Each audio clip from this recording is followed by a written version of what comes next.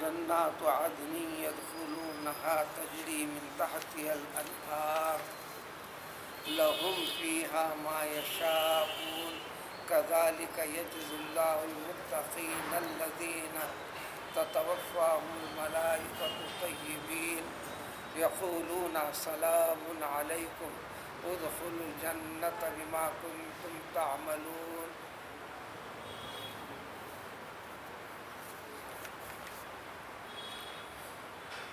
کل کا تذکرہ جس آیت کے تحت جس میں ان لوگوں کے مقابلے میں جو کلام پاک اس کے حقائق اس کے ذریعے سے انسان کو جینے کا ڈھنگ رنگ طریقہ سلیقہ اللہ تعالیٰ نے بتایا ہے، اس پر پابند کیا ہے. دین وہی ہے. دین اسلام دراصل انسان کے اس دنیا میں جینے رہنے سہنے صحیح فکر کے ساتھ صحیح عقیدے کے ساتھ جینے کا ڈھنگ اور طریقہ بتلاتا ہے. انسان کی ضرورت کی کسی چیز سے منع نہیں کرتا، اس میں ڈھنگ سلیقہ سکھاتا ہے. وہ ڈھنگ اور سلیقے کو اختیار کرنے کا نام ایمان ہے، اطاعت ہے، عبادت ہے، دنیا کی زندگی کی خیر و برکت ہے. آخرت میں دوامی زندگی میں اللہ کے فضل و کرم کا حق اس کو پیدا ہوگا. اللہ اپنے فضل سے وہ چیزیں عطا فرمائیں گے. جو اس کے خلاف کرنے والے ان کے انجام کا ذکر کے بعد ایمان والوں کی صفت انہیں مومن ہے مسلمان ہے یہ کافی نہیں ہے، یہ مراد ہرگز نہیں ہے. جیسے یہ ڈاکٹر ہے، جب تک پریکٹس نہیں وہ ڈاکٹرسٹ نہیں. ایک نے ڈاکٹریٹ کے لائن کی چھوٹی سے بڑی ڈگریاں رکھی. کسان کے خاندان سے تعلق رکھتا ہے لیکن کسان سے زراعت پیشے سے جڑا ہوا نہیں ہے تو انہیں کسان نہیں. جب اس سے جڑا ہوا ہے عملی طور پر تو وہ کسان ہے.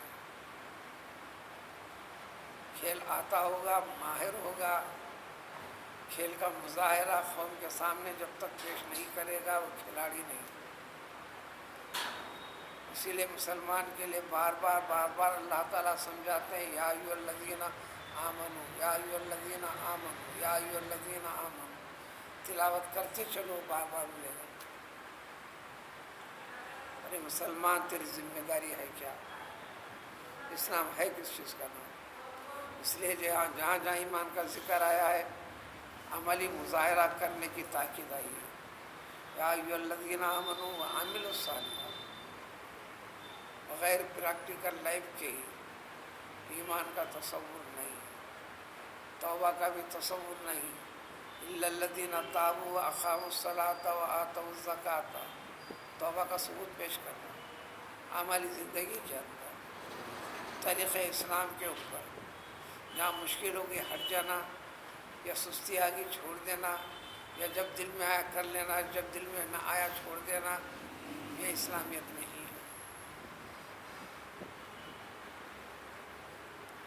لہٰذا یہ پوری طرح زندگی کے ہر پہلو میں جو اختیار کرتا ہے اس مسلمان کو ایک الگ نام دیا گیا، متقی متقی متقی متقی. اس شخص کے وجود کو دنیا کے لیے بابرکت بتایا گیا. جو اس سے ملتے ہیں وہ بابرکت ہے، جو وہاں جاتا ہے وہ بابرکت ہے، جس سے یہ قدم رکھتا ہے وہ بابرکت ہے، جس کے پاس کھاتا ہے اس کے گھر والوں کے لیے خیر و برکت ہے. اور یہ ساری کی ساری چیزیں بشکل عبادت اطاعت خداوندی آخرت میں اجر و انعام کے مستحق ہیں. ان کی کیفیت ہوتی کیا ہے؟ کل کی آیت میں اس کی تفصیل گزری. احکام خداوندی کو جب ذکر ہوتا ہے بس سر و چشم اپناتے ہیں، قبول فرماتے ہیں. یقیناً یہ اللہ تعالیٰ نے فرمایا یہ حق ہے، سچ ہے، اور آخرت میں اس کا سب کچھ ملنے کا یقین بھی رکھتے ہیں. ایسا کرنے والے نعمت دار المتقین، سب سے ایسے متقیوں کے لیے بہتر سب سے اچھا انجام۔ اس کے بارے میں کل کی بیٹھک میں ساری تفصیلات گزری، اسی کا سلسلہ آگے ہے۔ یہ بات بتائی گئی تھی کہ اس کے بعد اس آیت کے اوپر لا لکھا ہوا ہے، بات ختم نہیں ہوئی، جو تذکرہ چل رہا اس کے ساتھ اور باقی ہے۔ وہ بقیہ آج کی ان آیتوں میں ایسے لوگوں کو اللہ تعالیٰ مقام یا جنت میں جو مقام عدن ہے، اس عدن کے مقام کی جنتیں عطا فرمائیں گے۔ جنت نہیں، جنتیں۔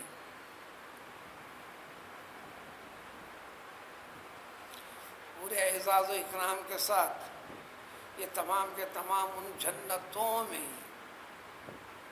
داخل ہوں گی، داخل فرمائے گا اللہ تعالیٰ۔ عملی پریکٹیکل لائف کے بعد، عملی زندگی کے بعد، صحیح فکر طریقے کے فوری بعد اس کے پر استقامت کے ساتھ ٹکے رہنا، کہنا آسان ہے، اقرار کرنا بھی آسان ہے۔ جب وقت آتا ہے تو اس وقت آزمائشی گھڑیوں میں اپنے آپ کو ثابت قدمی کے ساتھ جمع کر بتانا، ٹک کر بتانا، جس میں جان کے لارے پڑ سکتے ہیں، زندگی کا نقشہ بدل سکتا ہے، نقل مقام کی نوبت آ سکتی ہے، مالی نقصان عام طور پر ہو سکتا ہے تو جانی نقصان کبھی کبھار ہو بھی جاتا ہے، وغیرہ وغیرہ۔ تو انہیں عدن کے جنتوں میں داخل فرمائے گا۔ اس کی تعریف فرمائے اللہ تعالیٰ نے، وہ جنتیں کیونکہ انسان کے دماغ میں ایک باغ کیسا ہوتا ہے، باغ کے ٹکاؤ کے لیے، باقی رہنے کے لیے ضرورتیں کیا پڑتی ہیں؟ سب سے بڑی بنیادی ضرورت پانی کی ہوتی ہے۔ چلو انسان کے تصور میں یہاں جتنی چیزیں کلام پاک سے ذکر کی گئی ہیں، کیونکہ انسان کے فہم میں دنیا کی چیزوں کے لحاظ کرتے ہوئے ذکر کیا گیا ہے، حقیقت اس کے سوائے سے اونچی ہے، جو انسان کی اس عقل و فکر اور فہم سے باہر کی بات ہے۔ اس قسم کے باغات ہیں۔ جب یہ کہتے ہو تو وہاں بھی نہریں ہمیشہ رہیں۔ ان نہروں کی تفصیل سورہ محمد کے اندر وضاحت کے ساتھ 4 نہریں رہیں۔ پانی کی ہوگی، پانی کے اندر خرابی کبھی کبھی بھی نہیں آئے جو دنیا میں آیا کرتی ہے۔ ہر مریض کو ڈاکٹر کے پاس لے جاؤ، پانی کا خیال رکھو، پانی میں احتیاط کرو، یہ پانی کی وجہ سے فلاں مرض ہے، فلاں مرض ہے، فلاں مرض ہے۔ اہل ثروت اپنی آمدنی کا یا اپنی ثروت کا ایک بڑا حصہ صاف شفاف پانی کے اہتمام کے لیے صرف بھی کرتے ہیں۔ اس کے آلات و اوزار گھروں میں سجا کے بھی رکھے۔ اسی فکر سے پانی کے اندر کوئی خرابی ہو تو ہماری طبیعتوں میں خرابی آنے نہ پائے۔ یہاں کے پانی کی خاصیت ہے۔ تو 4 نہریں ہوں گی، وضاحت تفصیل کے ساتھ قرآن نے نام بھی ذکر فرما دیا اگلے پاروں میں۔ وہ پانی ہوگا من ماء غیر آسن، سڑن، خرابی، کیڑ وغیرہ پیدا ہونے کا کوئی بھی امکان تک نہیں ہے۔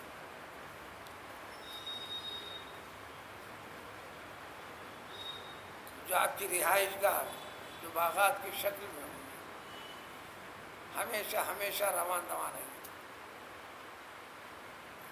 کبھی وقت اور زمانے کا فرق بھی نہیں۔ اسی طرح دودھ کی نہر ہوگی جس میں کبھی خرابی نہیں، یہاں کے دودھ سے زیادہ صاف شفاف اور سفیدی اور زیادہ ہوگی۔ شہد کی نہر ہوگی جو دنیا کے شہد سے زیادہ صاف شفاف ہوگا۔ شراب کی نہر ہوگی، دنیا کی شراب سے اس کا کوئی لینا دینا نہیں، صرف اور صرف سرور والی کیفیت پیدا ہوگی، عقل کے اوپر رکاوٹ بننے والی کیفیت ہرگز نہیں۔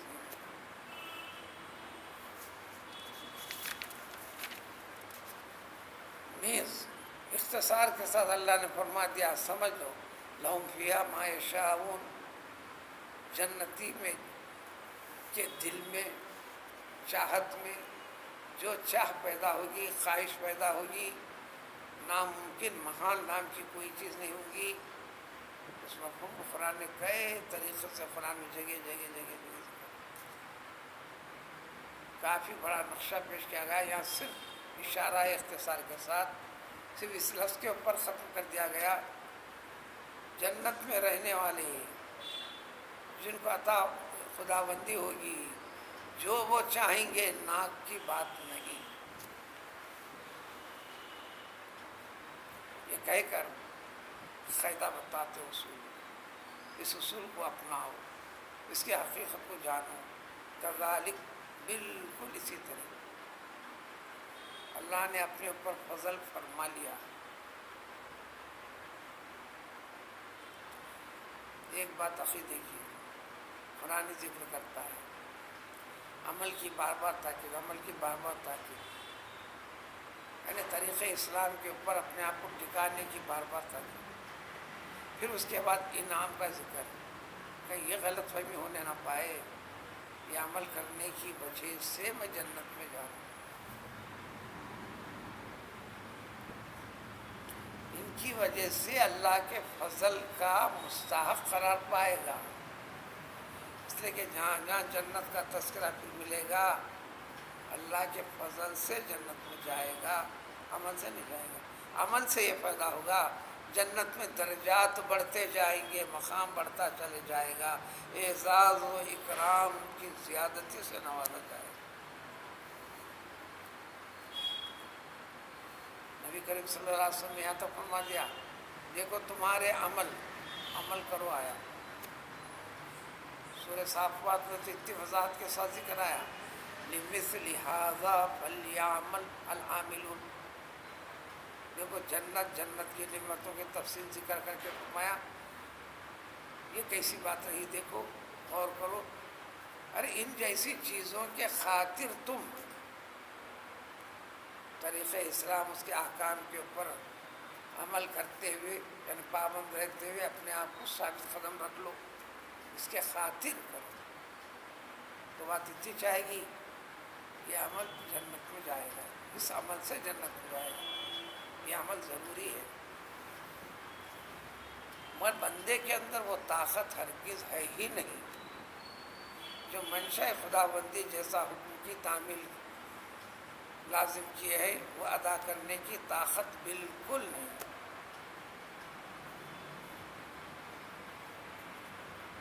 لیکن انسان اپنی بساط، استطاعت، طاقت کے مطابق خوف خداوندی رکھ کر، عقید آخرت پر یقین رکھ کر، ہر حرام طریقے سے اپنے آپ کو محفوظ رکھنے کی جد و جہد کیا، پورا محفوظ رہا ہے کہنے سے،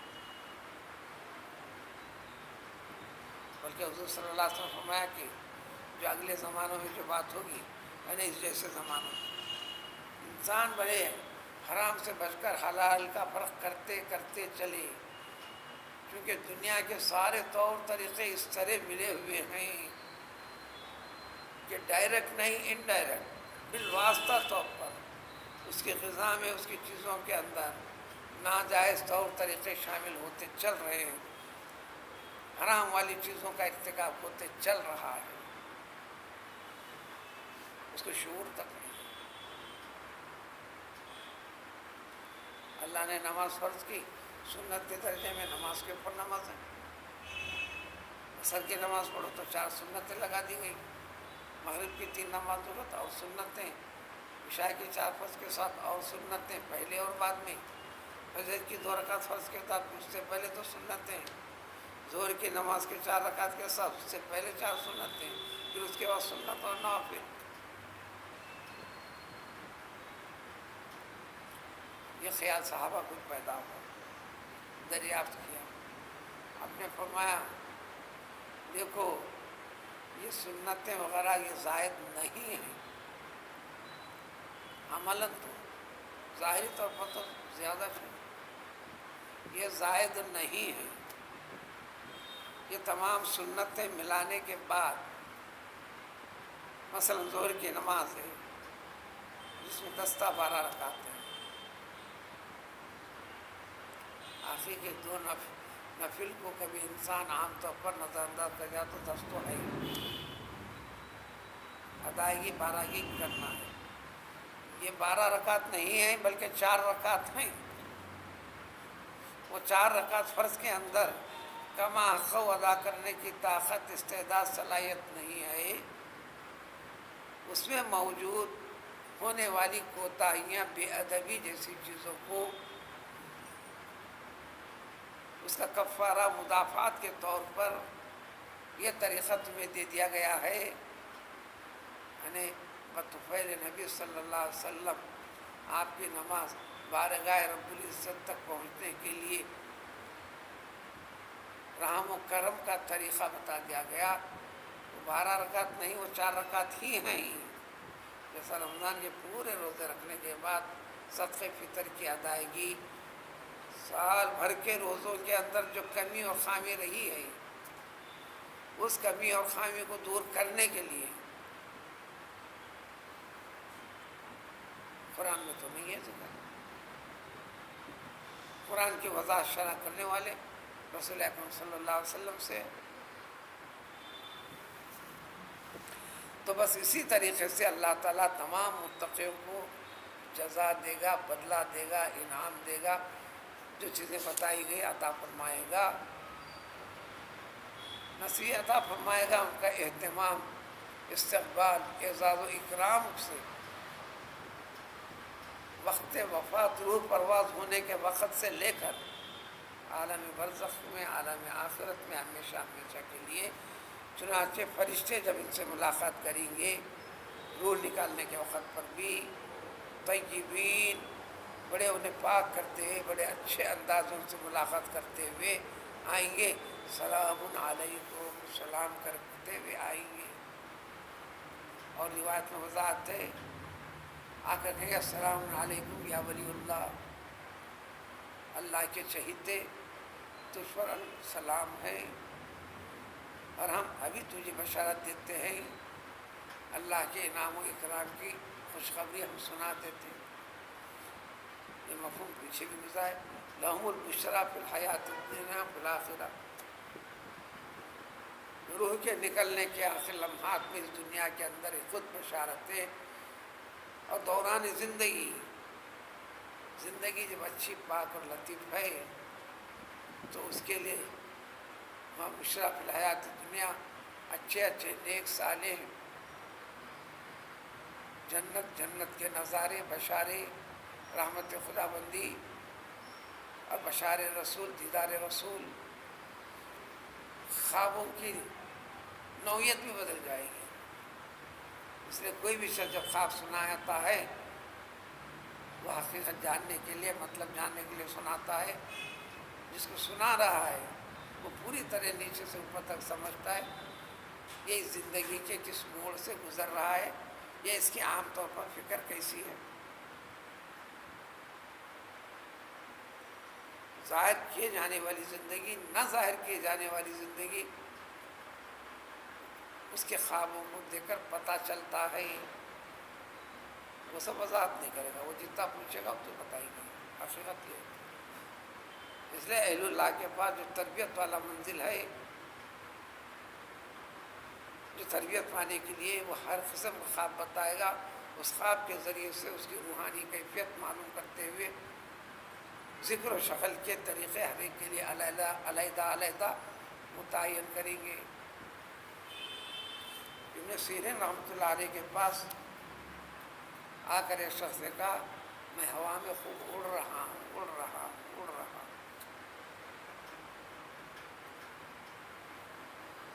آپ نے فرمایا تعبیر یہ ہے،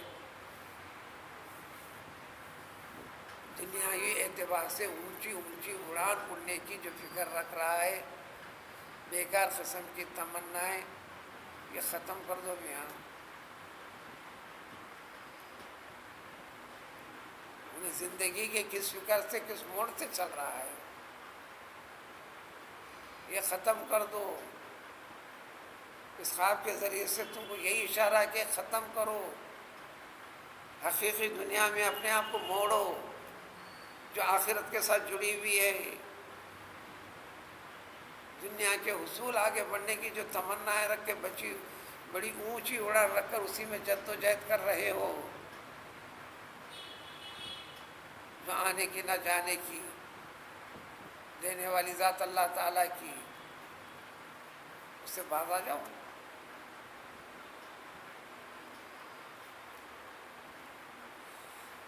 فرشتے ان کا احساس کہ السلام علیکم مرتے اس وقت بھی، جنت میں بھی ہمیشہ ہمیشہ احساس چلے. بلکہ جب فیصلے کے وقت جب بھی اعزاز کے ساتھ ادخلوا الجنہ، سلام کرتے اللہ کے ولی، اللہ کے پیارے محبوب، چلو جنت میں داخل ہو جائیے. یہ بھی فرمائیں گے بما کنتم تعملون، جتنے تم عمل کرتے رہے نا. یہ بات جو آیا یہاں پر عمل کے بدلے میں نہیں، اللہ کے فضل کے بدلے میں. یہ عمل درجات کو بڑھائے گا.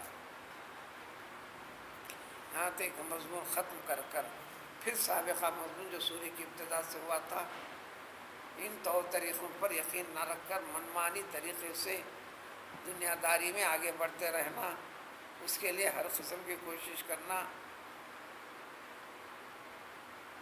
وحدہ لا شریک کے تقاضوں کے خلاف کرنا. ان کے حقائق کو اگلی آیت سے تفصیل آئے.